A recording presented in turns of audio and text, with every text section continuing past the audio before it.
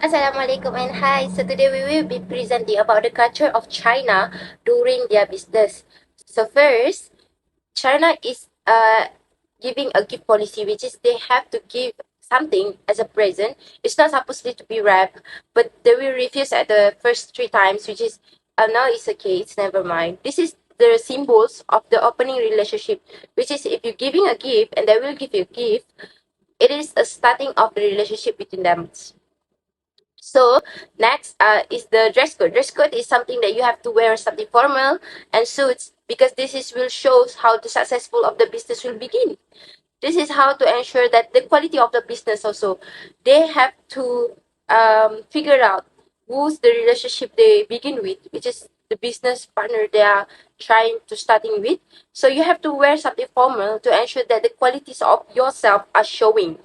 Next is the business card. The business card are exchanged at the open meeting, which is a new persons and a follow strict protocol. So the card must be printed in a Chinese and English because they have to read their own mother language.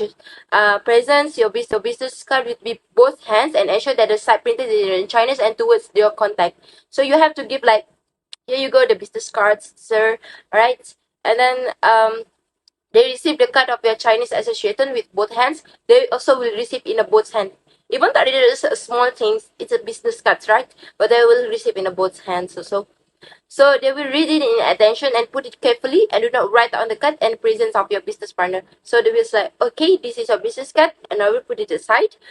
But ensure that they will not read, they will not like putting something information. If they're taking a notes and they didn't have a paper, it is not you're not gonna take that business card to write on it because in Malaysia we use that, isn't it?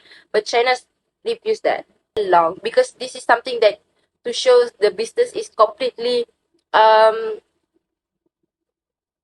communicate to it's something that we talk to detail, and this is a sustainable relationship because the longer we spend our time with the partners, right, the longer we understand them, so that's how they feel.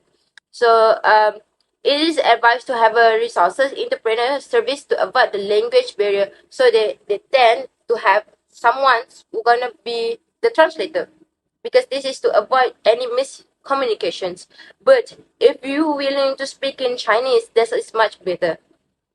So they have a very limited of body language. So like literally for me right now, I can't even like talk with that. I just gonna stand. In China also, they believe that the first person entering the room is the first ranker of your businesses. So if the CEO is attending the business meeting with the China, you have to put them at the first place, like entering the rooms in a straight line, but they will be at first. Okay. And there will be place you at the corner seat, which is you will be at the centers, which is the long table will be at here. Like literally going to face them like this. Front to front. Next, in China also they have to offer some meals. Literally during the meeting, they will offer you something like tea. They will offer you something like dessert, sweet things. During the meetings, you can have that. You can take a bite. After that, when you do business in China, you have to learn their language because many Chinese people business speak in English, but when you learn Mandarin, China can give you a significant advantage in building relationship and negotiate deal with because their culture use Mandarin as first language. And be able to speak Mandarin, Chinese can give you a competitive advantage when doing business in China. Also, learning Mandarin can help you gain a deeper understanding of Chinese culture and custom, and it can be invaluable when conducting business in China, as it can help you navigate cultural differences and avoid potential. Next, you have to understand the regulatory environment because it's essential when doing business in China. There are 5 regulatory that you need to do when you're doing business in China, which are business registration, license and permit, taxation, intellectual property, and employment regulation. And it's important to understand the relevant law and regulation to ensure compliance and avoid potential legal issue. When you understand the regulatory environment in China, you can minimize the risk of legal and financial issue, and it establish a successful franchise in China's market. It is essential to work with a local legal expert or consultant who has knowledge and experience in navigating the regulatory landscape in China. Last but not least, you have to work with local partner in China. Working with local partner is a common strategy for foreign business that want to enter China's market.